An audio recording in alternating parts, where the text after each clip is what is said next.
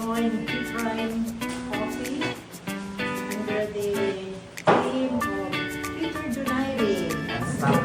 Unstoppable team, a very active guy. Number 1 na siya.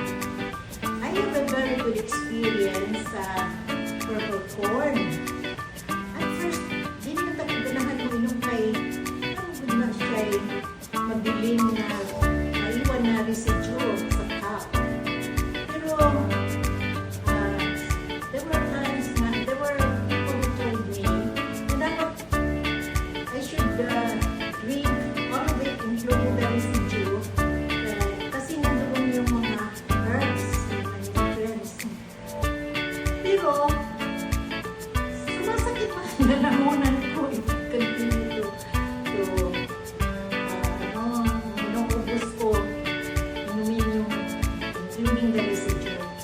So, ang ginagawa ko, lagyan ng tubig, binubuhos ko naman sa tanim ko na mayroon tanim ako na lapit na matulutan kasi I'm very busy.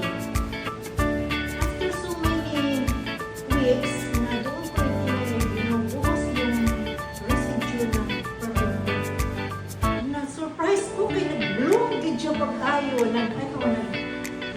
gumanda ang mga leaves niya. Wow! Gumanda ang mga leaves ng plant. So I realized na nabili herbs ang purple corn. Totoo pala talaga na mayroong mga nutrients, mga herbs na makatulong sa katawan natin. So na-realize ko, dapat akong uminom yun.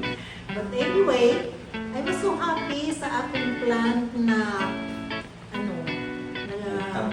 nagtaba, gumanda ang mga leaves. Wow! Basta I was really surprised. So, I encourage tanan nga gumagamit ng purple corn na patuloy kita uminom kasi mayroon talagang mangyayari na maganda sa katawan natin. Wow! Maraming salamat. Thank you, Ma'am. Thank you.